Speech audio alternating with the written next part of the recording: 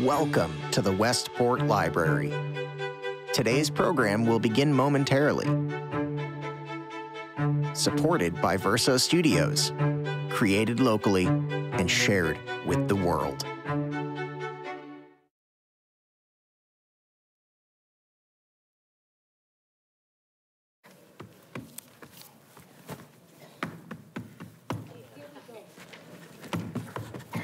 I'm coming. Oh, God.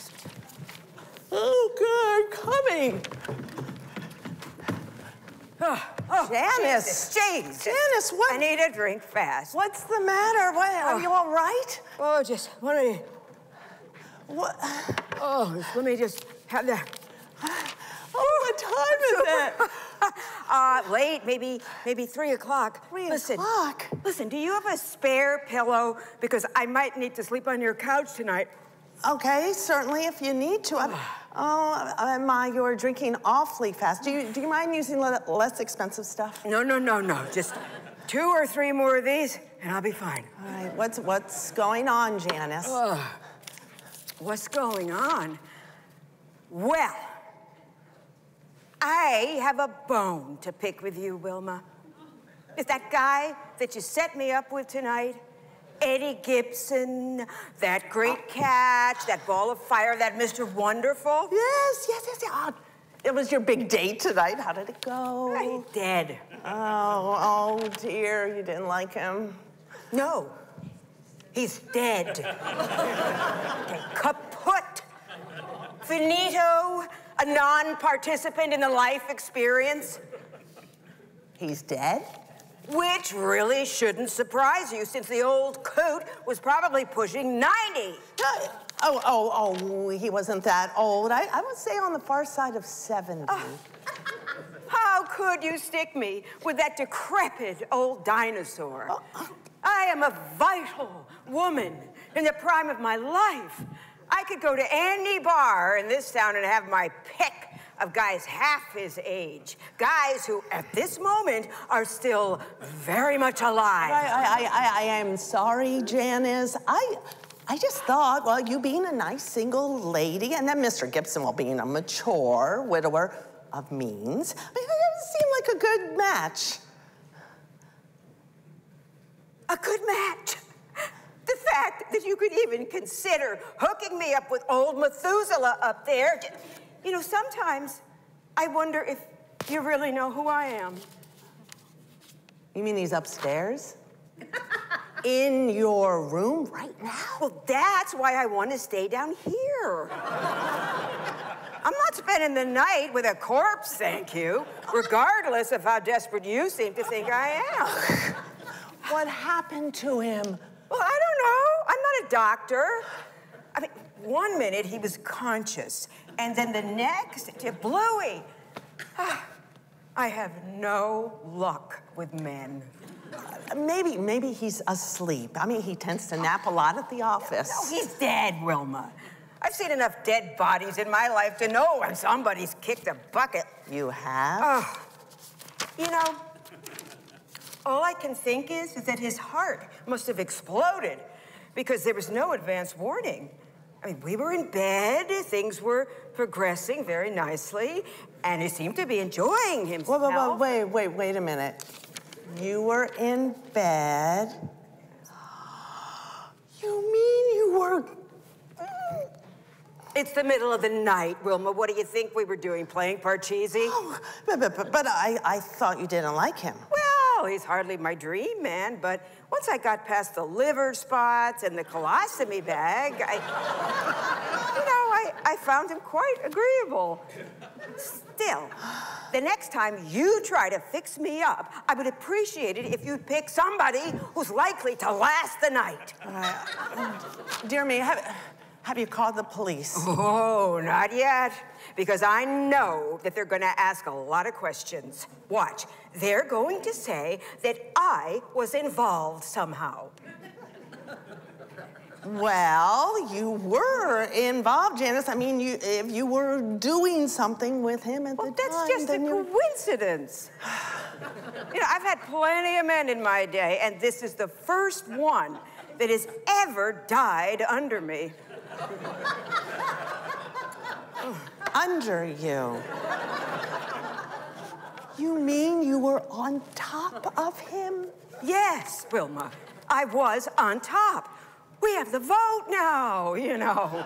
Our options have expanded. But I mean, just sitting, bouncing on a man his age. Well, I wasn't going to wait for him to climb up on me. It took him 10 minutes just to get his shoes off.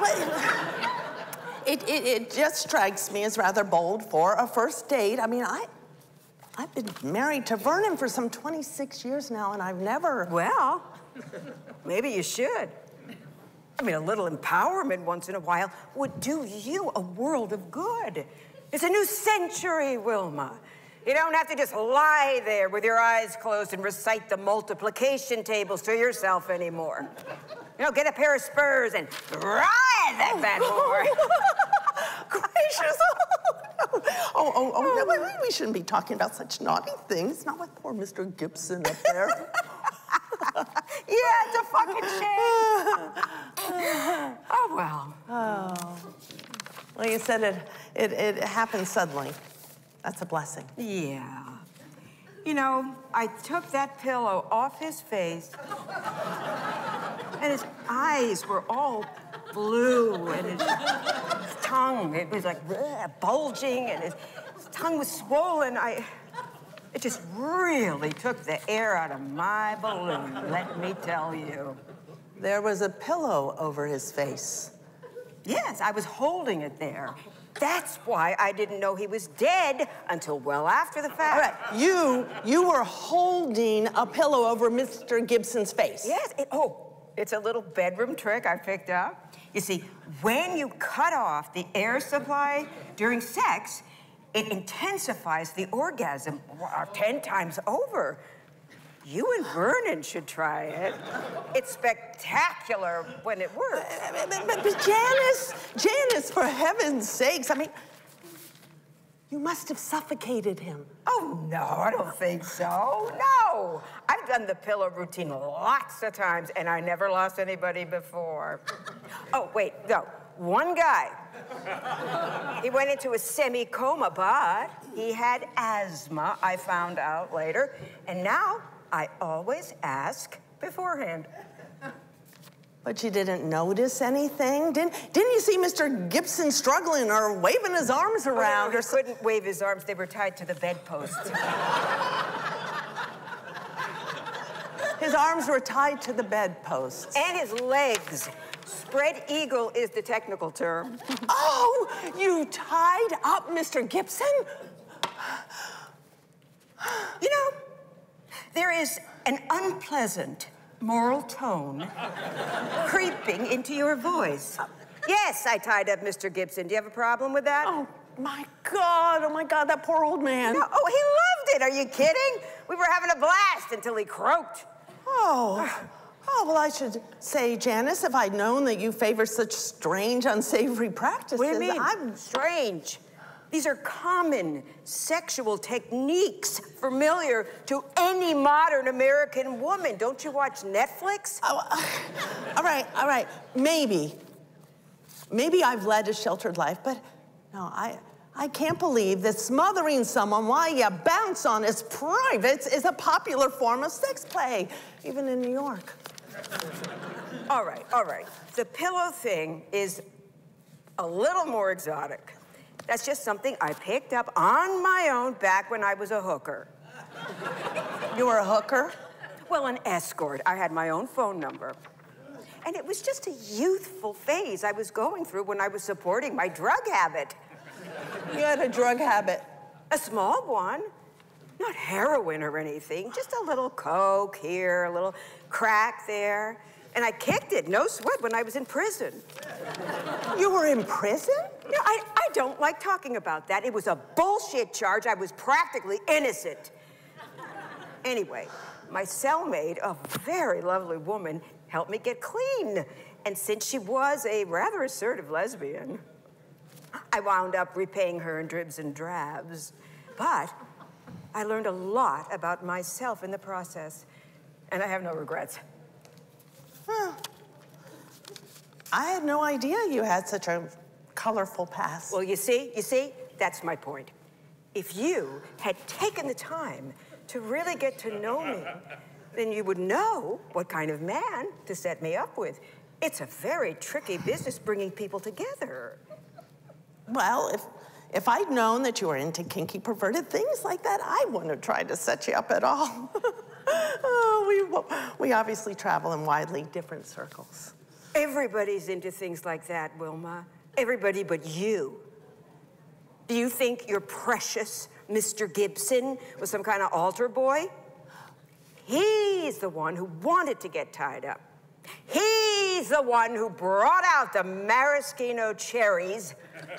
And you know what else he did? I don't want to know. Well, he took out his teeth and he gummed my toes. Oh! That's right, he sucked the paint right off my nails.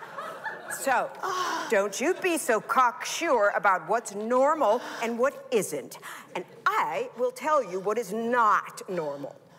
Being married to the same guy for 26 years, doing the same boring things day after day, never getting on top. I will bet that you don't own one piece of rubber latex. No, I don't. You're hopelessly out of the loop, Wilma. Ooh, I should set you up. I know a couple of guys who could really blow some fresh air up your schmata. For a price, of course. Well, I appreciate that, Janice, but I am perfectly happy with the way things are. At least I think I am. Yeah. Your life, Shirley Temple.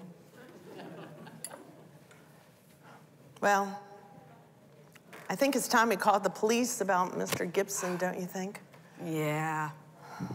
Oh, I better go upstairs and scrape the candle wax off of him. You know, Janice? Yeah? I would love to hear more about your lesbian experiences someday. Oh, I'll get my pillow.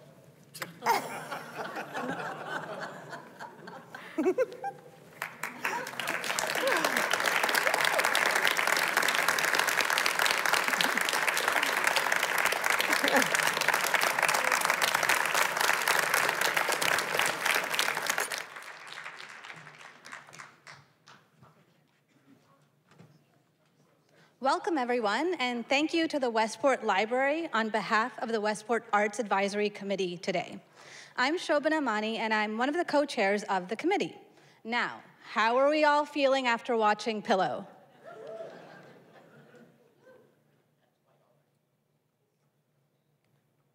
This is kind of what I thought as I scanned the room from my perch. As I was sitting there watching the play being performed, I couldn't help but observe several different reactions. Some were laughing out loud. Some were cringing and ready to leave. And some were so mindful and so demure. The ability for art, and in this case a play, to have such an impact is in and of itself the beauty of art, and perhaps the power of art. Not necessarily burdened by evoking one reaction, the artists create their work with a view to create a reaction. They look to impact their audience in varying ways. At today's Tea Talk, we will explore how artists have involved humor in their work. But what we could not help but notice is the role of the audience when it comes to the art that is purposefully funny. The audience's lens has perhaps shifted in lockstep with the zeitgeist. In order to better understand the role that this lens has played in art and its usage of comedy, whether it be humor, satire, or irony, let's look back. Now, whilst I am not an art historian, I thought I would share with you my learnings in doing research for today's talk. Let's look at how it started and how it's going. The idea that art can be purposely funny is something we can trace back as far as the Greeks. Specifically, in the Greek theater, in classical Athens in the 6th century BC, the Lenai being the central place where comedy plays were held. We can categorize the Greek comedy into three main types: old, middle, and new. But what is interesting for us today is to glean that all of them used crude and sometimes sexual humor to poke fun at politicians or to impact policy. The purpose of being funny in these plays was to exact change. Let's take a closer look at the depiction on pottery. Here we can see various portrayals, highly decorated costumes, different characters, sometimes human and sometimes not. As one historian put it, laughter was weaponized. The lens was something the Greek artists wanted to manipulate. Initially, in old comedy, the focus was on political issues, but as time evolved and we moved from middle to new comedy, the focus shifted. It was less about politics and more about parodies on mythological figures, domestic scenes, and characters could range from soldiers to pimps, less personal attacks and more fictional characters. Aristophanes' work is one of our oldest examples of old comedy to survive, the Frogs being one of the most successful ones. He had many repeat performances. He wrote about 44 plays and 11 have survived. Menander is arguably the greatest poet of new comedy. The work survived today. The Dyskolos, is the most complete surviving play. Ancient Greek comedy continued to be popular during the Hellenistic and Roman times. Now, if we skip ahead to the 15th century, we can look at even Leonardo and the caricatures that he would draw, often exaggerating figures which inspired other artists. Like Hogarth, for example, took ideas from Leonardo to create and extract essential characteristics of people. If we move right along, we can look at Dadaism as well. This painting here is Fontaine by Marcel Duchamp, one of the founders of Dadaism. Dada was an active movement during the years of political turmoil from 1916 when European countries were actively engaged in World War I, the conclusion of which in 1918 set the stage for a new political order. Here, artists toyed with the idea of the lens. How far could they push it? Do people have to laugh? Should they laugh? These were the questions that audiences and art historians and curators alike were discussing. Continuing along to 1986 and 88, we can look at the work of the Guerrilla Girls, a group of artists that came together, Frida Kahlo being one of them, took to art to try to push the movement of women in art. They felt like art felt like the history of patriarchy, and they wanted to take a stand. They used various examples of kind of stereotypes of women to prove their point. In this case, they used pink paper, flowery handwriting, and perhaps a polite approach to sending a message. But the message was anything but funny. Here you can see that what the artists were trying to do, were trying to kind of use imagery, words, similar to stand-up comedy, to create a laugh, but also empower. We can't leave out the Archie Bunker period. I'm sure many of you guys are familiar with the show. Bunker, a main character of the series, is a World War II veteran, blue-collar worker, and a family man. All in the Family premiered in 1971, but was retooled and later again put on the air in the 1980s. It's critical to think of the lens during the writing of the show and how the characters themselves evolved. Yeah, but ain't you a little bit ashamed of yourself? What for? What for? Ain't you a little sorry you wasn't here when I got home so you could see me? Oh, yeah, I'm sorry about that, but the women's club meeting was so interesting. You know I don't like you hanging out with Irene. Oh, yeah, but it's so lonely for her since Frank's away so much, and she ain't had much luck getting a job. And I know how she feels. Remember when I was job hunting? Yeah, I heard you. At the meeting, Mrs. Strickland, Miss Strickland, the chairperson said... Miss. I hate that Miss. It sounds like a bug. Well, anyway, Miss Strickland says that women are being kept out of lots of jobs because they ain't got equal rights. Well, you know what Ms. Strickland was talking in 2 words? Crapola.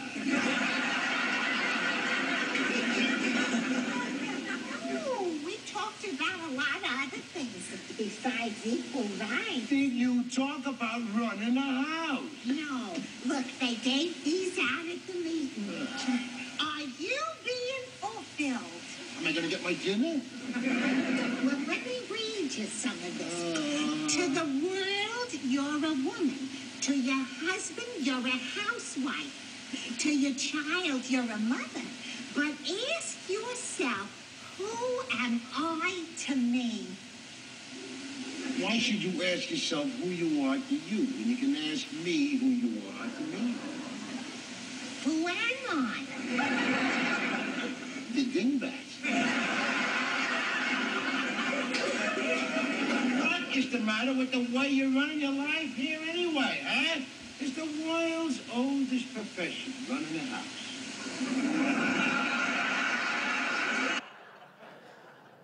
Now, what's so particularly interesting here is in finding a clip, there were several that were very funny, but perhaps too controversial to play right now in today's environment. So it was, very hard to overlook those, but given the zeitgeist currently, it didn't seem appropriate. So that right there is an example of my own lens having to be conscious of the audience and the time we're in. I also found it really interesting on YouTube. I read a comment by someone written 7 years ago at Timmy Bolger. He said, "This would never pass the muster in today's world of 2017. It would offend too many people." And I thought that was just so funny because the lens seems to have gotten perhaps more and more critical. Next, we're looking at a painting from 1993. View from Here to Eternity by a Japanese artist called Masami Terioka.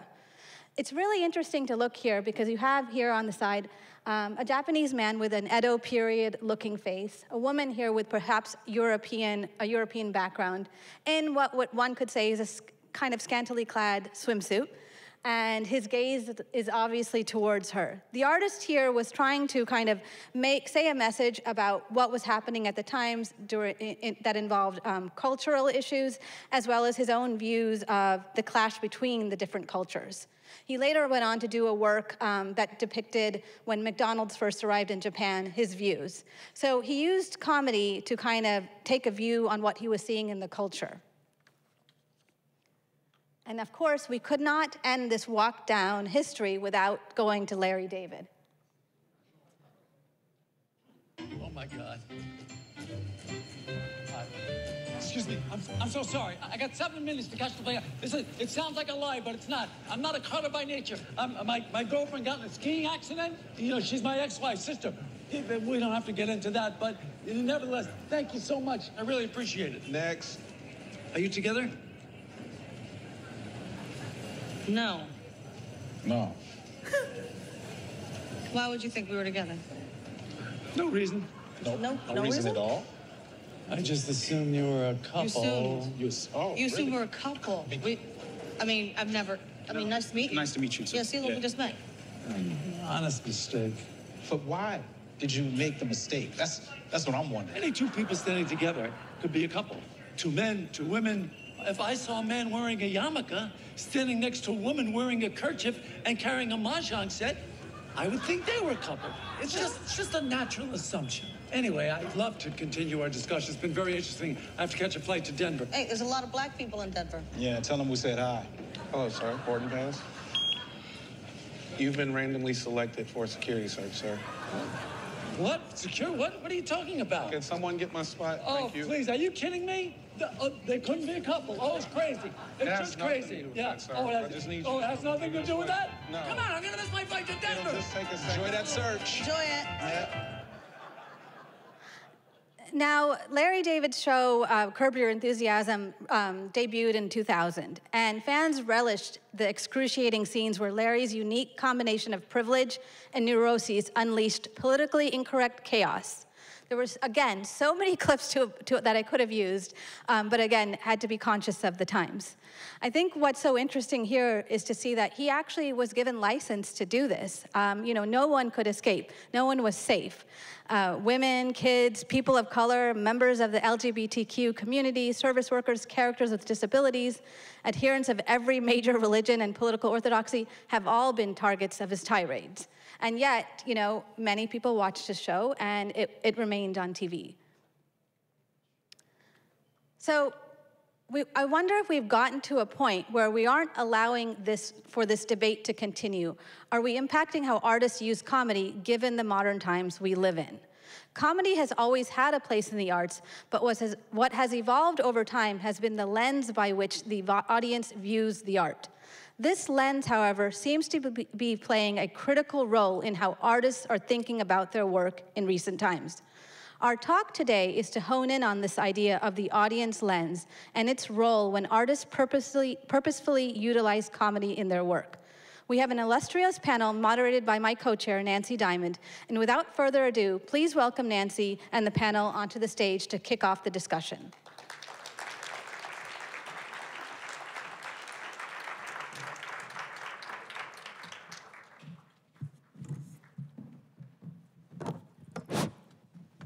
Thank you, Shobana. And thank you all for coming today on this gorgeous day when I'm sure many of you would like to be at the beach. As Shobana said, I'm Nancy Diamond. I'd like to introduce our panel. Their bios are in your program, so I'm not going to go on about them all now. But on my left, we have Norm Siegel, ad man, painter, and humorist. Next to him, we have Olivia Levine, writer, actor, comedian from Brooklyn. And we have Fred Stroppel, playwright, screenwriter, and author, and the playwright of the play that you saw as the opening, Pillow. And next to Fred, we have Matt Davies, Pulitzer Prize-winning cartoonist, now on staff at the Long Island newspaper Newsday, and Staples graduate class of... a while 1985. Ago. 1985. Welcome, everybody. So here in the Westport schools, as kids are learning to write, they often ask each other, where did you get your idea? It's almost become a meme here. I don't think anyone who's gone through the Westport schools hasn't heard that from their kids. So you all work in the arts, but in your chosen disciplines, you've each chosen to be somewhat unconventional, edgy, and innovative in your approaches. So I'm gonna ask the basic question, what inspired you to get into the career you've chosen? First, the art itself, whether it's writing, performing, drawing, or painting, but then, and how and why humor? So let's start with Matt. Political cartooning, why, how, when? You took the booze away, I noticed. You know, I don't know why. I always loved to draw funny drawings of, well, everyone, like, so originally I was from England, and then I moved here as a teenager. And I remember when I was a kid, I used to draw cartoons, caricatures of the teachers, and all the other kids did too. But mine looked like the teachers, so I got in trouble. And I kind of went to art school. I did internships at like graphic design studios and in the city and all very interesting stuff. But my real passion, like I would come home and do my sketches and make fun of things, and I just thought, well, and then I actually met a political cartoonist who lived in Connecticut, saw his work, Cal, his name is, the Baltimore Sun and The Economist, and I just felt, I was like, oh, that's what I want to do. He had drawn these caricatures of like Leonid Brezhnev and Ronald Reagan, and they would, and I was like, that's amazing. And so it was literally what I did anyway as a kid, but I was like, you can earn a living doing this? And he's like, yeah. And so I just naively thought, well, I'll do that, and here I am. Did you get started right out of art school? Yeah, it was so I was at the School of Visual Arts in the city, and I was taking various courses, and none of which had anything to do with cartooning or caricature. There's no formal education for that. There is now, I think, but back then it was like, and I was doing sketches and stuff, and I was trying to sell them to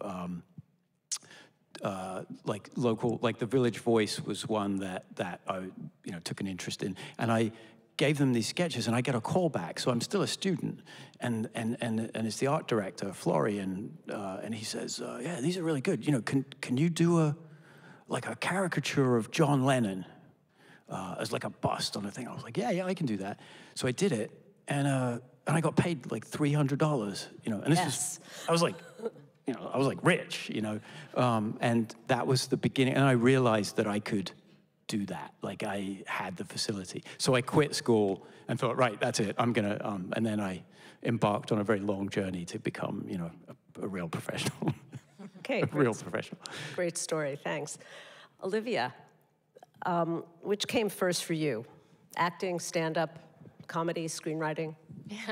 My mom was a musical theater actor in New York City in the 80s, and so I'd grown up with her always encouraging me to do theater, so I started with musical theater, actually. One of my favorite roles was when I was 8 years old, I played the lookout in Titanic the Musical, which is very different from the movie. Doesn't even take place on the ship. Just kidding. But I did a lot of musical theater, and then I transitioned into comedy in college, basically. I was a soccer player, a very serious soccer player, and when I got to college, I knew I wanted to do theater, and I kind of understood that I was funny, but I'd never, like, formally proved that, I guess. And so I joined a sketch comedy group and an improv group, and then I started doing stand-up comedy my senior year, actually when my mom started doing stand-up. Did you do it together? No, thank God. No, she was taking a class in San Francisco, and I was like, oh, I'll give that a go. And so I started doing stand-up when I was 19 years old, and I've been doing it with varying degrees of regularity ever since. Terrific. Yeah. Okay, Fred. Honestly, where does your offbeat, comic, outrageous humor come from? Well, as you know, we came from the same town. You didn't have to share so that. That's all you. So you know where it came from. But I don't know exactly why I see things funny, but I do recall, and actually just when you started asking questions, I remember that incident a long time ago when I was in grade school, Catholic school, and I was very quiet, but I was a very good writer. And then one day the teacher said, I want everybody to do an impromptu speech right now. And I didn't want to go do that, but then I was just to the other side of the room, so everybody else went first. And so while they were doing their speeches, I was writing something in my head, and I thought it was a pretty funny story. And then when I got up there, the audience was convulsed with laughter, and I said, wow, you know, that's what a great feeling. And then the next day, she said, we're going to do it again, but this time everybody put their an idea in a hat, and everybody can pull one out, and they can do an impromptu speech based on that. And I totally bombed because I didn't have anything prepared for that particular thing. And I guess it sort of clicked in my head that, you know what, I can't just speak off the cuff, as in now, but I can actually write something that makes people laugh. And that may have been, you know, what kept me doing this over the years. And I wanted to become a great novelist, and I didn't do that. And then I realized plays are actually the place where you can actually reach people immediately. And if you can make people laugh, it's a great high. So that's interesting that Olivia, as a stand-up comic, made people laugh, and you found your humor through your writing, not through just being funny. Yeah. So if you look over your shoulder, there's an image back there. Yep. And so maybe you can tell the audience what that is and how that influenced your writing. This is my grandfather's bar, which was actually my great-grandfather's bar first. It was opened in 1890 or so in Glen Cove, New York. That guy is my grandfather, Fred Stroppel. That guy, the second guy on the left there, that's my Uncle Fred, who was a famous alcoholic. And these other guys, I know some of them. This I think was taken in the mid-40s. His name was Borhog, I remember that. This guy's Rippy Bill. That guy. So tell us quickly about the influence of Stroppel's on your writing. I worked there. My father owned the bar. When I got back from college, I started working there for, I would say, 20 years while I was developing plays. And I met a lot of characters there, and I just sort of listened to the dialogue. And I found out that people there's an idea that there's this cliche that people go to bartenders for advice, but they don't. They go to tell you their stories, and they don't want to hear any advice. They just want to tell you their stories. And I heard so many World War II stories when I was there, but the same one over and over again. And you just listen to the dialogue, you hear what's funny, you hear what's not funny, and I think that sort of developed my sense of, this is what makes people laugh. You know, that's not funny. This is funny, though. No. Okay, well, we're going to hear more in a little bit. Norm, your turn. Wow. Well, I started going to the School of Industrial Art, and I wanted to be a cartoonist. Then you heard Matt was out there, and you said, forget it. Yeah, Don't do it. I really wanted to be, first of all, Ralph Bakshi was in my class, who did Fritz the Cat. I was friends with Tom Daly, who was Peter Max's partner after school. And boy, Mad Comics started coming out, and I really wanted to do that. But what happened is, in school, we used to go on art trips to the museum. And then I would see these paintings, these landscapes by Albert Bierstadt, where you could literally walk into Yosemite by just looking in the painting. And then Harnett, his still lifes, absolutely made me schizophrenic. Something like that behind you? Oh, yeah. And so I'm saying to myself, because actually when I saw that, I thought it was a hole in the wall. I didn't know it was real. I thought it was real. I didn't know it was a painting. So I'm saying to myself, being a schizophrenic, what do I want to do? And then somehow I got into Cooper Union. And I figured, well, I'm going to go be an artist. Well, they were doing abstract expressionism, but that's not the way I was wired to paint. I wanted to paint realistically. And it's like the schools where you were left-handed and they made you try and write right-handed. And I said, this is not going to be good for me. So I went over to the dark side, advertising. And I was pretty successful in advertising, but advertising is such high stress. And I started painting when I got home, just to relieve the day-to-day stress of advertising. And I started painting, and thank God my father was a comedian in the Catskills. And somehow it merged, because in advertising, there's a line that says humor sells. And when I started painting, I sort of married my advertising career to my painting career, and that's why I paint with humor. I try to, at least. Okay, let's go on from there. Shobana talked a lot about the lens in which people see things, and how it helps inform their reactions, in this case, when she was referring to the audience. But as artists, I'm curious about the lens through which you see the world and how that influences your work. So Norm, you're really a prolific painter. You don't just paint. You're prolific, you paint realistic works, extraordinarily detailed works, and I believe you're even now veering into 3D painting. And you have really mastered trompe-l'oeil, and they're humorous. So what drives these creations? Tell us how you see the world. It's called prank. It's pranking. And basically, I love to prank people with my art. And that was done for a show at the Westport Art Collective, where they put on it's called a 12 by 12 show every Christmas.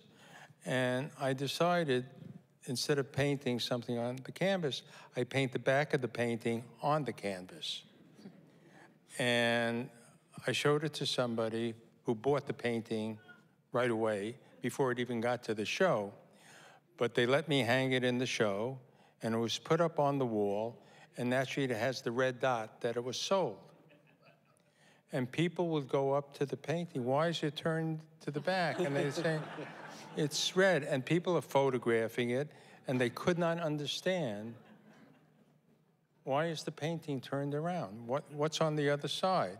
And if they turned it, they saw it was the same thing on the other side. So I get my jollies. I'd stand off at the corner and watch it, and then I'd go laugh.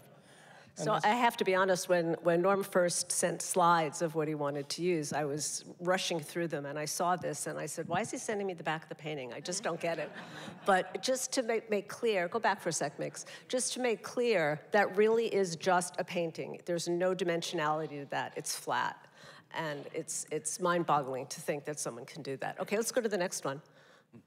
Yeah. Tell us about this one. Oh, well, this is called Fit to be Tied. Inside the frame is a painting. Below the frame are the real ties. And I brought it to a collective meeting, in Westport collective meeting, and a lot of artists will bring a piece of art to show people, and I left it against the wall. And a friend of Nina Bentley, Richard Actus Grande, came up to me and said, is that for sale? And I said, yeah. And he asked me how much.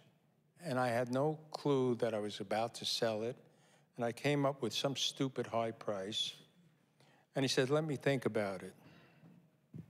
He came back 15 minutes later and says, I'm going to buy it. And since Richard was sort of like a little compromised with age, I'm his age now. So I said, let me go over to your house. I'll hang it for you. So I did. The next day I went over, I bought the painting, and I said, where do you want it? And he picked a spot on the wall. And I said, here, hold it while I put the picture hook in. And as he's holding it, he looked at it and said, oh my God, they're painted.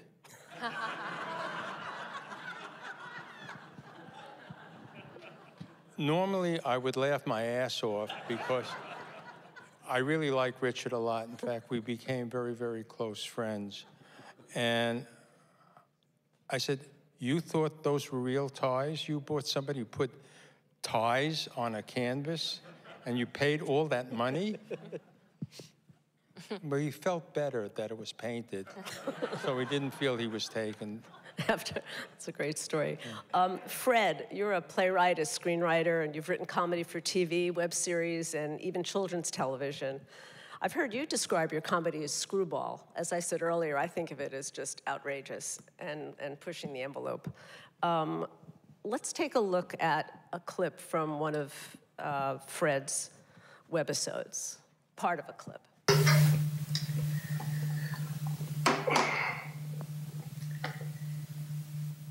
Do you have any experience with suppositories? What do you mean? Suppositories.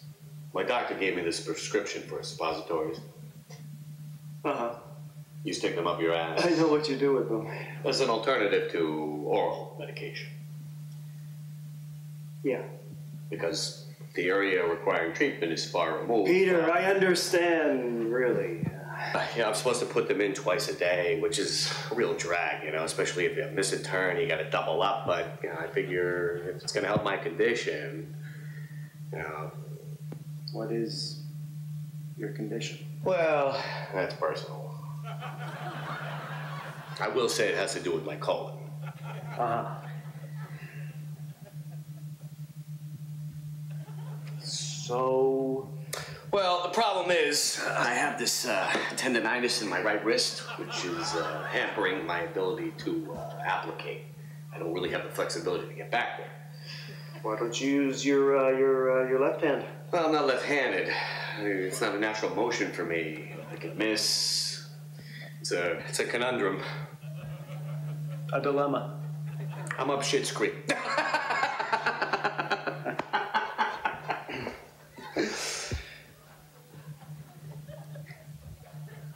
What exactly are you getting at, Peter? Well, what, do I gotta paint a picture? I think you already have. I need a little help. From me? Yeah. Why don't you ask Joanna? Oh, I can ask her, of course, she'll do it, but she's not exactly Florence Nightingale. She'd just shove it up there like she's playing a fucking slot machine.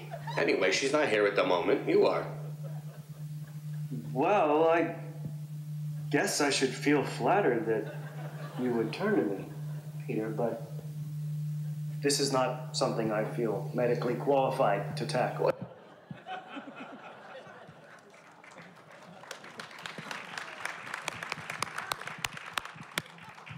You can imagine where it goes, excuse me, where it goes from there. So, Fred, tell us about the lens through which you see the world that has you come up with something like this. You couldn't have heard that in the bar. No.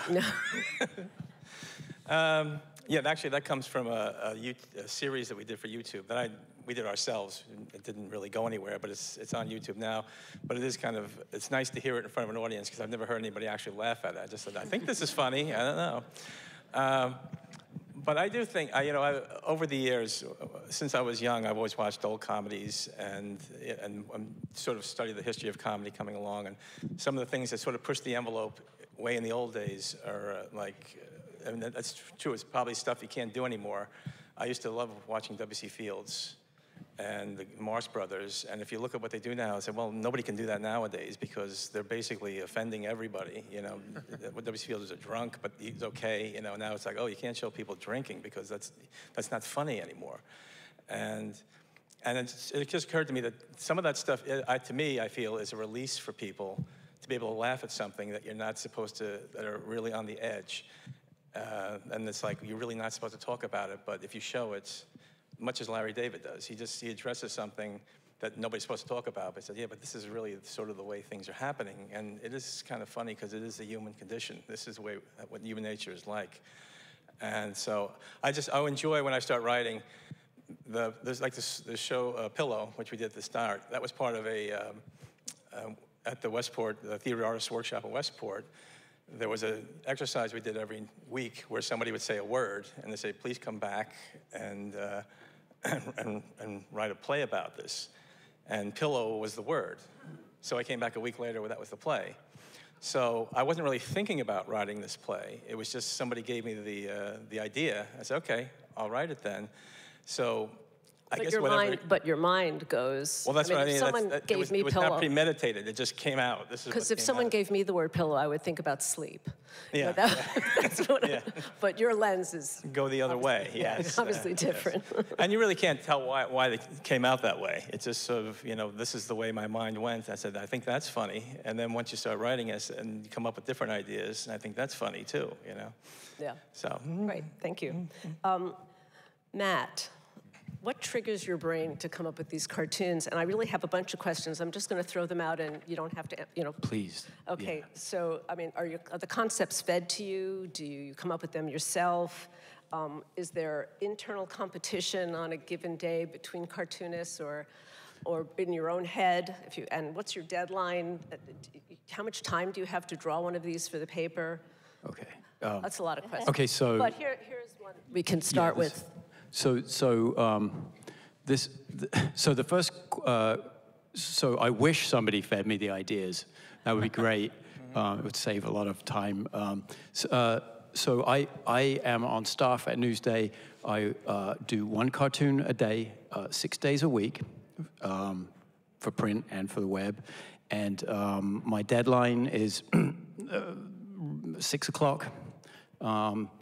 And I got to have something by 6 every day. I'm on the editorial board as well, so I have to act like an adult from time to time. And that can get in the way of the important work, which is drawing cartoons. But I'm on my own. The only editorial process I have is I show my sketches to my editor, and she is, she'll say, well, we're not putting that in the paper, or she'll say, yeah, I like this one, or, so there is some, but there's very little, there's no collaboration. It's like either and once we get to the sketch stage, and they're really rough, and if they are, if she likes an idea, then I'll ink it and color it, get it in by 6 o'clock. But the process is literally just me just seeing things that I think are absurd and figuring out a way to depict that in a way that my readers hopefully will understand. And there's always an underlying, you know, they're political editorial cartoons. So, you know, it was funny when you asked me, when I was asked to come up with some sketches, to show you some cartoons for this panel, you know, I thought, well, I should probably send you some that have caused a reaction, you know, because that's kind of in keeping with what we're talking about here. And I realized that that's literally my job description, is every single day, every single cartoon I go through, I'm like, oh yeah, that one really pissed, you know, someone off. And then I got 17 emails about this one. So there's really, they all are supposed to, you know, inspire some sort of reaction. And I'm really just trying to tell the reader what I think of, and it's on issues of the day, you know, like what's happening. Like in this one, for instance, this one was from 2022, and you know, I thought it was absurd. This was back when we were all wearing masks, and so this whole parent movement to like protect the kids from the, you know, the psychological implications of having to wear masks in schools. And at the same time, you know, I have kids, they're doing active shooter drills in school, and I'm like, well, that's probably a little bit, we should probably think about addressing that before we worry about some stupid paper masks that the kids don't really care about. So, and that was So we chose this one because it didn't seem to be really controversial. This seemed to be something that anybody could look at, appreciate, understand. No, people were angry, you know, because they thought that masks were worse than active shooter drills. Like I actually heard from people. Okay. My email is available. You know, people can they just email me and. That's interesting. Let's go to the next one, Migs. Oh right. Okay. So yeah, a part of the title of this sort of gets into cancel culture and you know, where we are in terms of what you can and cannot say, and a lot of criticism towards cancel culture has been at the left. You know, Jerry Seinfeld was complaining that the left have made it so you can't say anything, for which he apologized and said he was wrong subsequently, thankfully, because I thought that was very weak. But the right are going around like banning books, and that's a form of cancel culture in and of itself. And so I'm like, you know, and so I did this. This was the Tennessee School Board, and they banned Mouse, and so I have the guy up there saying this book warns of the dangers of a society drifting towards authoritarian policing of thought. Let's ban it. You know, it's the irony is the way best form of. So you get flack for almost everything you do, and it comes usually in the form of email. Yes, and death threats, picketers. No, it's been a few years since picketers, but no, yeah, usually emails. Of course, on social media, I get dragged through the bushes. But what's interesting is that the cartoons that I do, where I think, oh, this one's really gonna.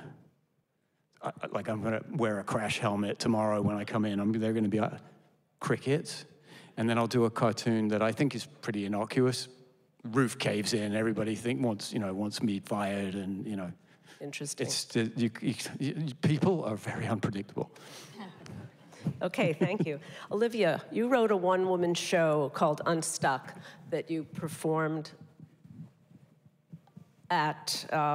for 6 weeks at the Edinburgh Fringe Festival this past summer. This is a short clip, right, Migs? This is, okay. So I said, Mom, let's I'm start. a lesbian. Let's go She back said, "Of course you are." and take a look When at I this officially clip. When I officially came out to my mother, I said, Mom, I'm a lesbian. She said, Olivia, of course you are. I was like, really? How did you know? She said, Olivia, I slept with a lesbian once in college, and you walk just like her. But then she was like, actually, Olivia, I am a lesbian because in my wild youth, I slept with 2 women, so practically gay. But then she was also like, yeah, Olivia, this isn't easy for me. Okay, I had to read a book called Far From the Tree to cope with your sexuality. She was like, I don't understand you anymore. I was like, Mom, how could you not understand me? I'm like the same person as you. That's bullshit. Okay, so that's the beginning That's the beginning of a story that Olivia tells. So we thought we would turn to Olivia and let you just take it to the next step in the monologue there, however you want to show us the lens through which you see the world and family and comedy. Sure. So the bit that is cut out is when I go on to talk about how my mom is a very jealous woman. And a couple years back, I had a dream that I was having a threesome with my dad and my stepmom. And yeah, just really let that wash over you. And I announced it at a comedy show a week later, and I got, there were some family friends from San Francisco in the audience. And so I got a call the day after from my mother. She said, Olivia, I heard the show went really well. There was just sort of one weird thing. You had a dream you were having sex with your dad and Barbara. And I was like, it wasn't that weird, though. Like, it was fun. It landed well. And she said, oh, yeah, sure, it's funny. But I'm just wondering, does that mean that you love your father more than you love me? So that tells us. So that's ultimately where the story goes. And I guess, do you want me to sort of speak to my approach to comedy as it pertains? Yeah, okay. Just the lens through which you see things. I mean, a lot of my comedy has to do with my sexuality, being gay, very, very gay. And also just generally, I think, like the shame that came with that when I was younger. So I think there were a lot of things that I just kept in as a youth and then realized I could talk about that on stage and make myself feel a lot more seen and make other people feel a lot more seen. I think that basically on stage, I'm revealing a lot of things about myself, and I think my aim is not so much to make people feel uncomfortable, that might be a step along the way, but to make people feel seen and included. I think a lot of people are having the same thoughts that I'm having. I mean, listen, I talk about, because I tell that joke, yes, I have started to have more sex dreams about my parents, and so then I talk about those on stage. It's like a never-ending cycle. And I think that people are sort of like, whoa, is she really talking about that on stage? And it's like, yeah, I am, because we're probably all kind of having these dreams or these thoughts. And maybe like most of the reactions are like this, like, holy shit, I don't know what to do right now. Right? Like, I know where I am. I'm at the Westport Library. I'm not in the Village, but maybe there are 3 of you that come up to me after and are like, I've wanted to talk about, you know? That's enough for now. Saying, like, that's the process, right? That's all. Well, I'm seeing a thread, which I really love, which is, you know, Fred listening to the guys at the bar, you know, telling his stories, and you're talking about, you know, real life experiences, and Matt, you know, reading the news and hearing stories and wanting to share those, and you're hearing stories or having your own and wanting to share those, and it even goes back to the play at the beginning, right? You know, where, you know, she starts to listen to what her neighbor is saying. So, okay, did we get to you, Norm? We got to you, right? I hope so. Yeah, we talked to you about this already. Yeah, your lens. Okay, so now we're going to move into the more of the no-no part of the ha-ha and when is a ha-ha a no-no, which we're hoping the title is pretty self-explanatory. And we've been doing up till now a little bit of the ha-ha, and we're going to see now how far our group can go with comedy before it's too much. That's sort of the question, and how you know when to stop. But before we do that, I'd like to try just a little experiment. I'm sure everybody knows, and if they haven't seen it, they heard. And I'm sorry, we really don't want to veer into politics. This is not political. This is just an incident.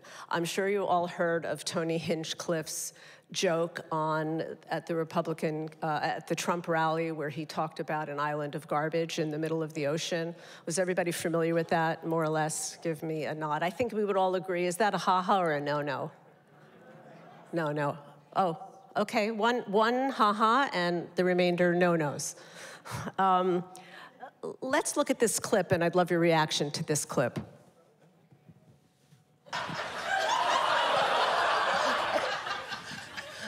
There's something wrong with me. I find that guy very funny.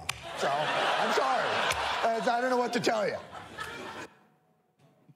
So, we're having a little trouble with this excuse me, with the sound, but I hope you all heard that Jon Stewart thought it was really hilarious, and he shared that on his show. So my question to you now again, was Stewart's response a ha-ha or a no-no? Oh, it was a ha-ha. Okay, quietly, you're not sure. Yeah, you have a question? Okay, no, we don't want to get into the comic. But okay, so it's okay. It sounds like it was okay that Jon Stewart responded that way. Okay, so we're gonna go on with the panel. We have time for questions later. Fred, as we saw from Pillow, your comedy does already push the envelope. How do you know when to stop doing that? And let's take a look at a clip that was done from a film that you did in 2006. So this is almost 20 years old. An idiot, I've just had it. Well, what do you mean? A divorce, that's what I mean. Oh, I know what everybody's gonna say. For better or for worse, he's sick in the head, blah, blah, blah, blah, blah. But I've served my time. I've given up enough years. I've got to start taking care of myself for a change. I'm still young. I'm still alive. What? What's so funny? It's not funny to me. No, I'm out. Fran, clear. No, you know you can't divorce Uncle Artie. Oh, I can't I? Just watch me. Well, maybe I'll divorce you first, mental cruelty. You don't have anything mental left, you dopey dillcock. He thinks I'm kidding. I'm not kidding. I'm going to get myself a good Jew lawyer, and I'm going to divorce the shit out of him. The old Jew lawyer. So how many thinks, is that a ha-ha or a no-no today? It's still a ha-ha, okay. Fred, how do you know when to stop pushing the envelope? I think anybody who's in comedy, I think you basically have your own sense of what's funny. And you say, if I think it's funny, I'm gonna put it in there. And if you might have a internal sense that I think this might offend people too much and it's going to throw them off the beat of the rest of the show. But as long as it stays, as long as it keeps the play going to the right conclusion, to me it's like I'll say whatever I think is funny. And I think really everybody has to just have that internal sense of what your comedy, if you have faith in your own comedy, then you're going to do whatever you need to, you're going to write whatever you want to write. Would you write that today, that same line? I don't know, because that is the character, and I think it really does shape the character. But maybe that character today wouldn't say that. So that's what you're doing. You're writing about what is this character going to say at this time and place. There are certain things I heard 40 years ago that people just don't say anymore, and I say, well, I wouldn't put that in a play unless I was writing a play that takes place 40 years ago, and I'm trying to create that period. So. Okay, Matt, you were going to say something. Go ahead. No, I was just agreeing. No, but that you make a good point though, that you're writing a character, and I'm sorry, I've heard people talk like that on Long Island, for instance. That's pretty standard. You'll hear that. So if you're writing a character, you if you want it to be real, you run the risk of offending, right? Okay, Norm.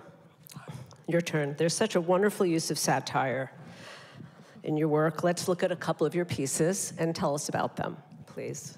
Well, there was a show called Word at this collective at the library. It was a show.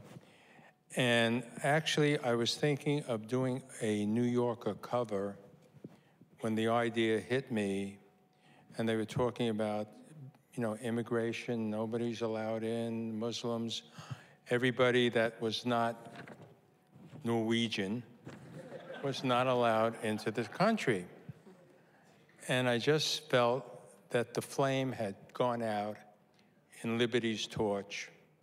And because I paint very realistically, unlike Matt, who would probably do it as a cartoon, I painted it very realistically, and it was like the wick went out in the torch, and the smoke, which said welcome, because Liberty was supposed to welcome people, just went up in smoke. Okay. No, is it?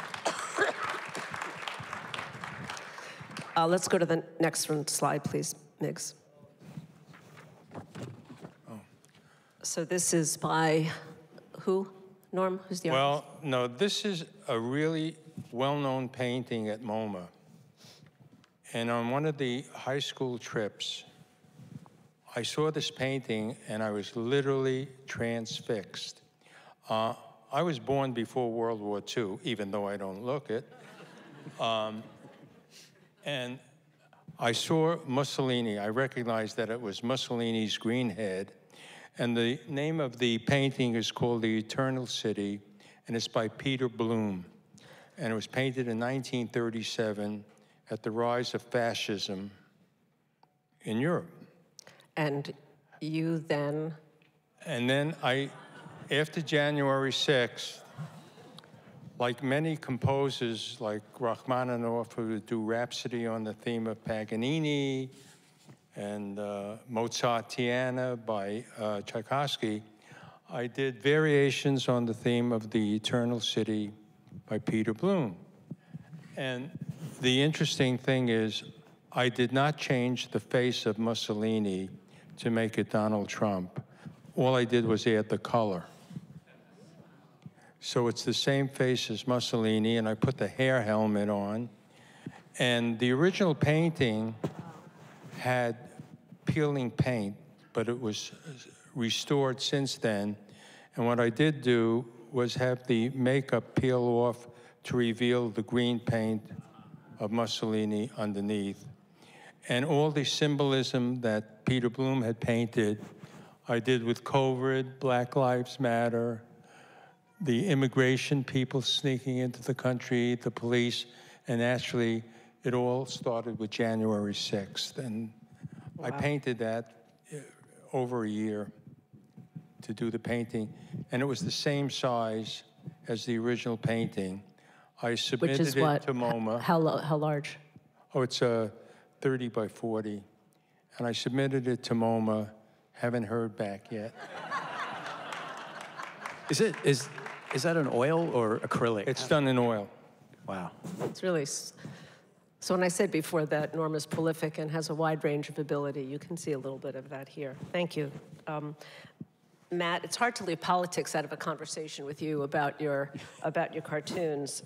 So let's look at a couple that may have gotten you into more trouble. Miggs? Nope. Yep. Okay. Let's talk about this one. This one is in defense of, this one is going after Hamas. This was the first one I did after January 6th. And October 6th. October 6th, I'm sorry. October 7th. You were just talking about January 6th, Right. October 7th, I'm sorry. And these dates.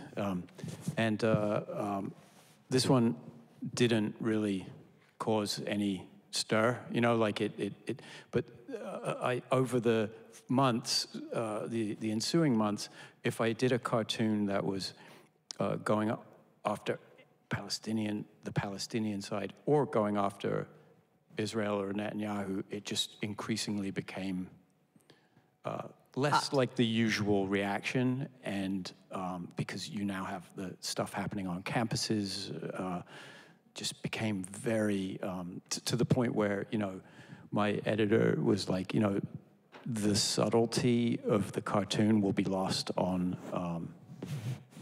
you know, in the current political climate, and it's probably not worth us getting involved. You know, in terms of a cartoon, like we would write editorials about it, but a cartoon is so visceral and so sort of simple, and the complexity of the situation just became to the point where, I mean, I was treading very carefully, which I don't normally do. And that's a case where I've definitely felt the effect of an audience response. So you knew when to stop. You knew that it was. Well, I wasn't going to be changing anyone's minds. Yeah. Okay. Or adding anything. I mean, it's kind of stark what's happening, and you know, drawing cartoons about it is turned out to not be particularly helpful. Let's go to the next one, Miggs, please. Oh yeah, this was my January 6th. And this was just my view. The way I got this into the paper, obviously I had a very visceral response to what happened January 6th. And the way I got it into the paper was, you know, my editor was like, I'm not having you depicting shit being unleashed into the Capitol. And I said, well, no, it's mud. And it got into the paper. I swear. But fun, you know, again, like it's funny, if I had a year to this is, I had to get this, I get my idea, and then I have to like bang out the Capitol dome and this, by 6 p.m. So these drawings are done very quickly. I probably this is about 2 hours, and the reason why I asked what medium you use is because I just use watercolor and Photoshop, but I'm a flurry of activity. You can see the lines and I try to put humor into my lines because there's a sort of a fury, not fury, sort of a peripatetic flurry of line drawing and everything. That also got a response from well, it's pretty people spectacular who were, that you can get that out in 2 hours. Really is. It's fun. I mean, I love the pressure. I thrive under that. So if you tell me that I have 2 days to draw something, I'll wait until 2 hours until the end of those 2 days and do it. It's procrastinative disease. But I did get I got positive and negative feedback for this cartoon. Okay, thank you. Olivia, let's go back to your show Unstuck, and Miggs, you're gonna have to backtrack a little bit. The show moves on to talk about some uncomfortable personal issues for you, which you chose to use comedy to explain to your live audience. So here's a lead-in to Up. This is important. Do we go back to the beginning? That's the one. Okay. This is the beginning of a bit that starts to get a little uncomfortable. I'll just show you the beginning. Go ahead. No.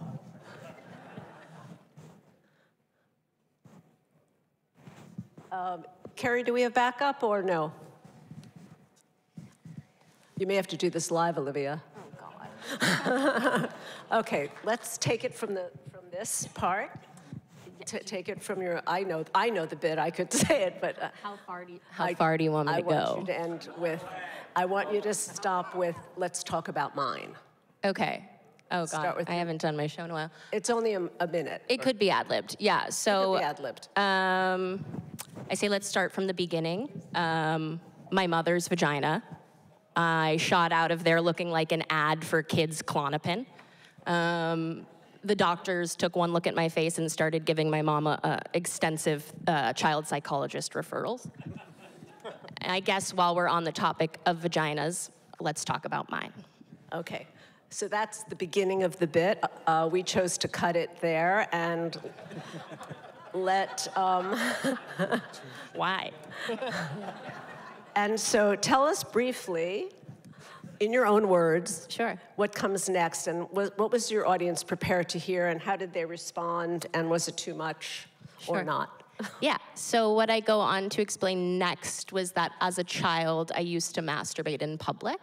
This was done in a concealed manner. We've got some heads and hands, I appreciate that.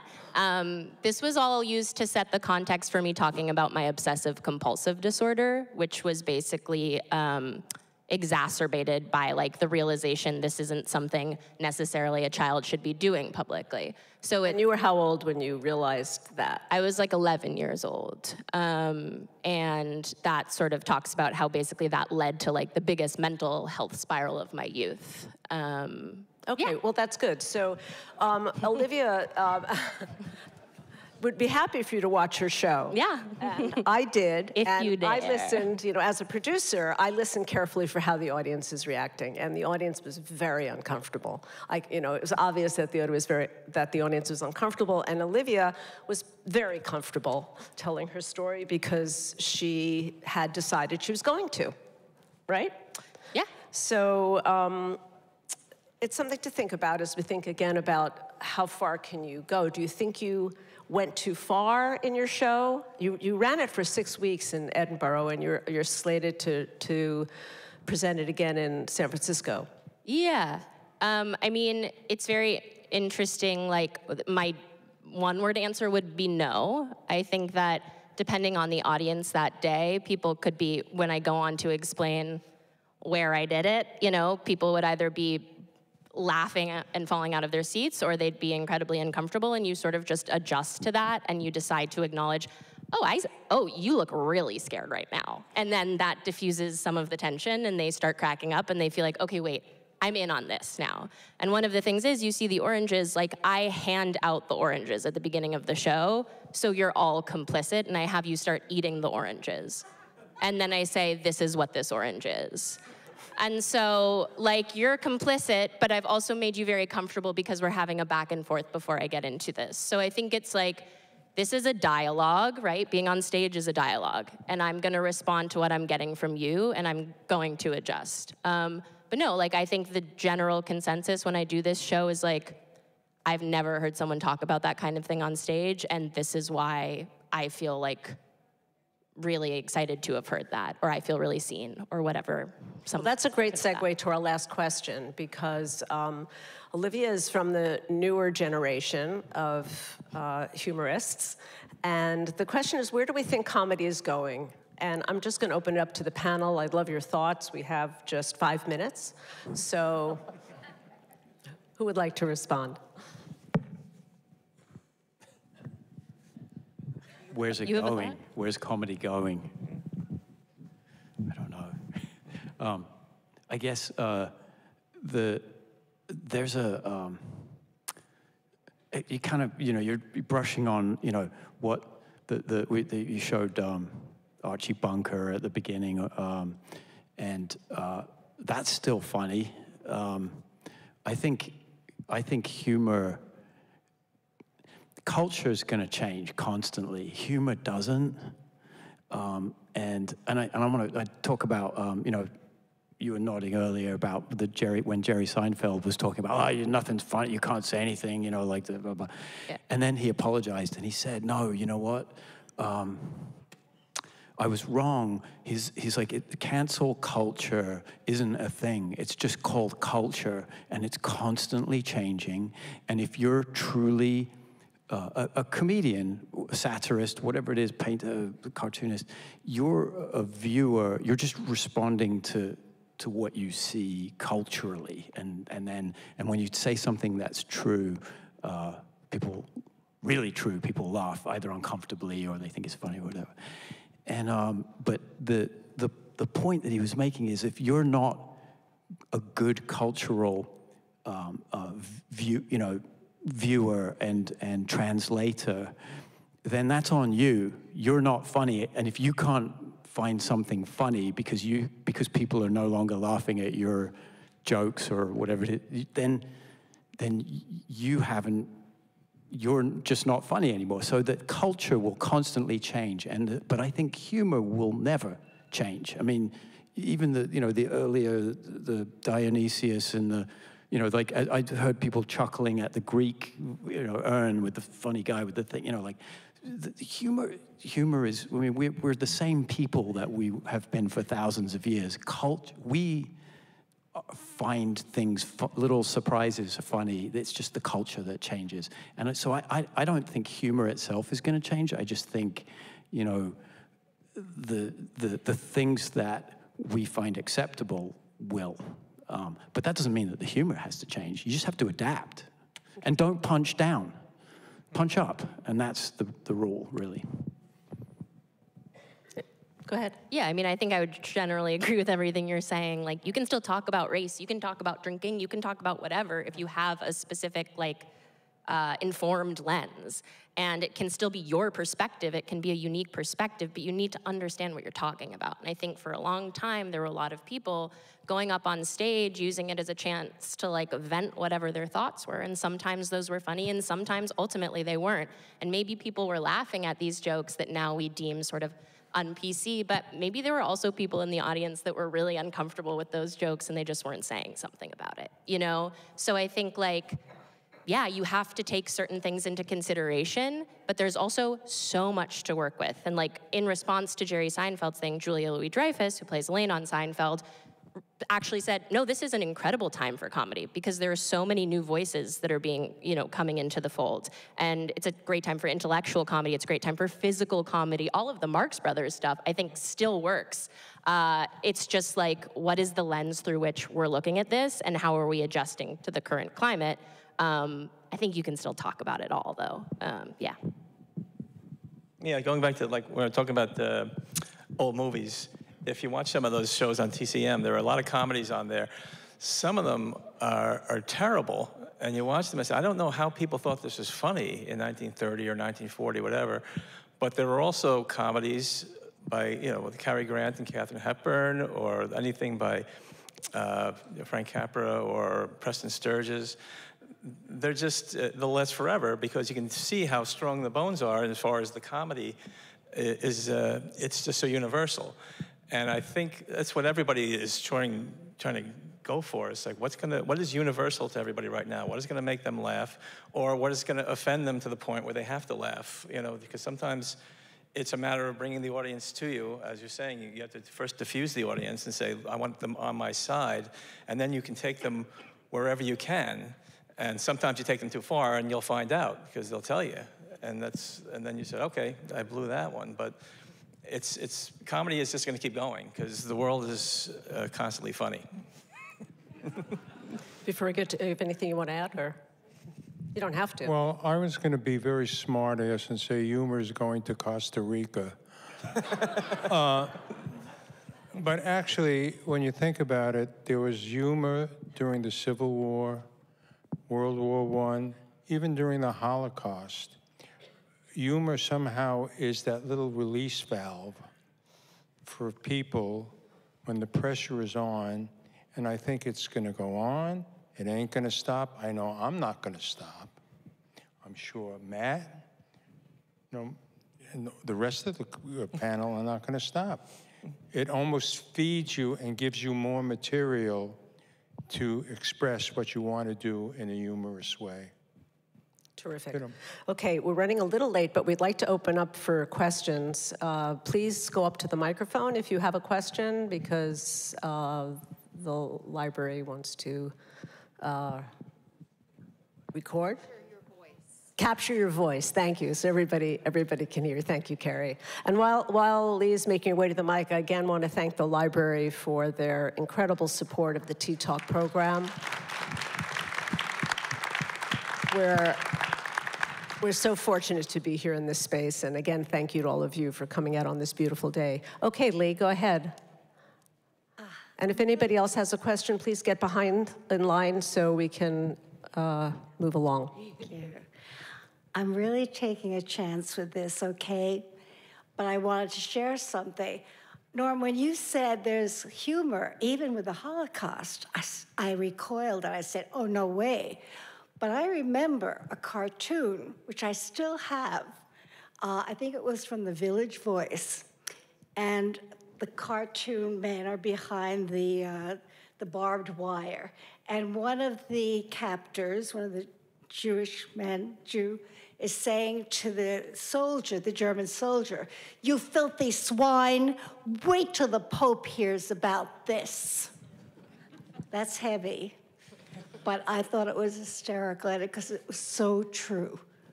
That's it. Thank you for allowing me that. Anybody else? Please, we have little time, so if you have a question, please head over that way.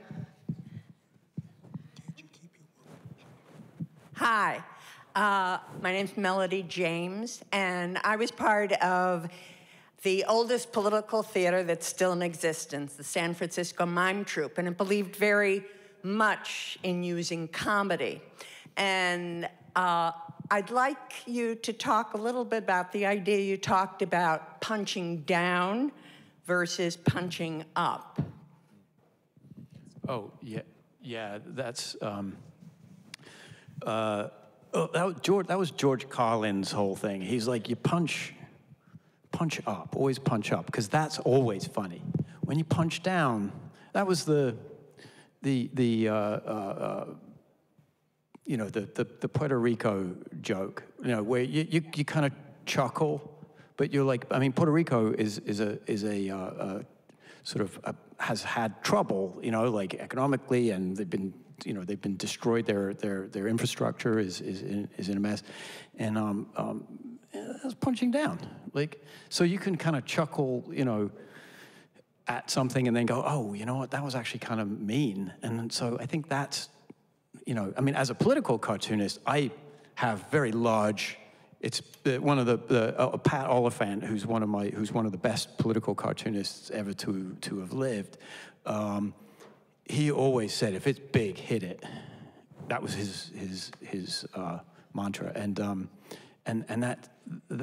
that's safe. I think you're safe if you're punching up, punching at the powerful. But as soon as you punch down, you run the risk very quickly of looking small, and it's certainly the rules that I live by in my my humor. That's a good rule. I like that. We'd like to close the program. Donna, please join us.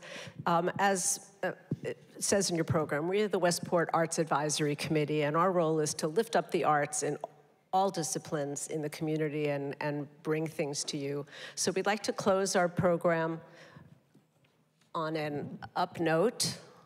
We'd like to introduce our town poet laureate. Donna, come up this way. Donna, just come up this way.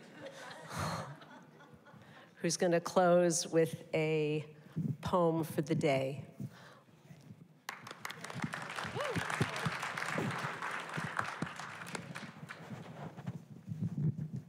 Forgetfulness by Billy Collins. The name of the author is the first to go, followed obediently by the title, the plot, the heartbreaking conclusion, the entire novel, which suddenly becomes one you have never read, never even heard of. As if one by one, the memories you used to harbor decided to retire to a southern hemisphere of the brain, to a little fishing village where there are no phones. Long ago, you kissed the names of the 9 muses goodbye and watched the quadratic equation pack its bag. And even now, as you memorize the order of the planets, something else is slipping away. A state flower, perhaps, the address of an uncle, the capital of Paraguay.